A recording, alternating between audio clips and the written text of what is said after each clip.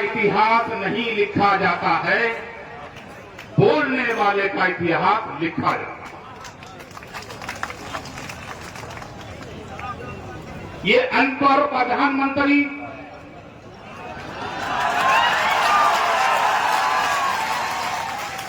तरी पार अमित शाह वाला कानून लाओगे तो हम नहीं मानेंगे, क्योंकि इस देश का नागरिक नहीं, किराएदार नहीं, हम हकदार हैं। आप कहेंगे कि अंतर कैसे कहें?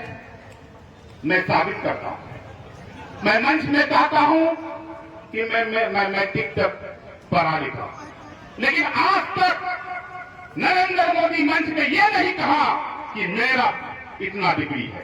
तो मैं इसलिए मानता हूं कि नरेंद्र मोदी अनपढ़ है। नरेंद्र मोदी जी, शायद आपको इतिहास मालूम नहीं होगा। अगर पढ़ना नहीं आता है तो लाल किला के बगल में एक बोर्ड लगा हुआ है। 65,000 मुसलमानों ने जान गंवा करके इस देश को आजाद किया। 14,500 सिख भाइयों ने इस शहीद होकर इस देश को आजाद किया। 8,500 दलित भाइयों ने शहीद होकर के इस देश को आजाद किया। इस देश का नक्शा को बिगड़ने नहीं देंगे नरेंद्र मोदी। तुम एक तौसीफ को मारोगे, 100 तौसीफ पैदा होगा। 100 तौसीफ को मारोगे, 1,000 तौसीफ पैदा होगा।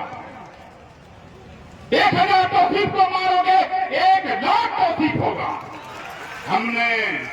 हमने हिटलर का भी नाम सुना था, हमने गद्दाफी का भी शासन देखा है, हमने यजीद का भी नाम सुना है, हमने फिरौन का भी नाम सुना है।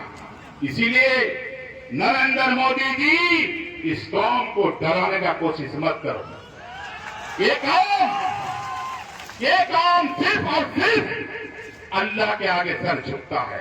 तुम्हारे आगे सर कलम कर देंगे, लेकिन तुम्हारे आगे, तुम्हारे हुकूमत के आगे, ये काला कानून के आगे हम सर नहीं झुकाएंगे। दावे के साथ आता हूं, मैं इस काला कानून के खिलाफ सिर्फ 30 करोड़ मुसलमान का लड़ाई नहीं है। मैं 90 करोड़ हिंदू भाई को साथ लेकर के इस काला कानून के खिलाफ नहीं, इस काला कानून को वापस करना होगा, वापस करना होगा। यानी तुमने गलत कानून हमारे माथे में अगर थोपे हो तो मैं नहीं मानूंगा।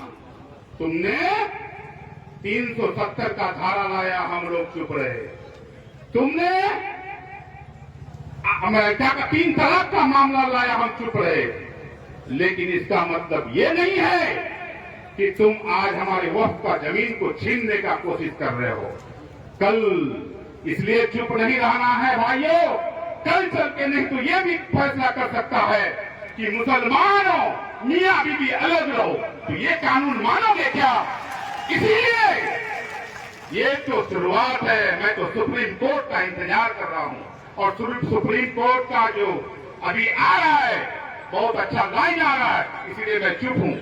अगर सुप्रीम कोर्ट में ये फैसला रद्द नहीं हुआ तो सिर्फ 30 करोड़ मुसलमान का लड़ाई नहीं, बल्कि 90 करोड़ मुसलमान हिंदू भाइयों को लेकर के हम नरेंद्र मोदी का पुतला दहन करेंगे। दिल्ली का लाल किला मंदिर में इसमें आगे में जाके भर करेंगे, भस्म करेंगे ये अमित शाह को।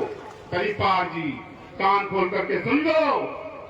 हम लोग चुप हैं इसलिए कि हमारा देश हिंदुस्तान है। इस देश का नक्शा जब बिगड़ने का मामला आएगा तो हम लोग जान गंवाने से पीछे नहीं हटेंगे।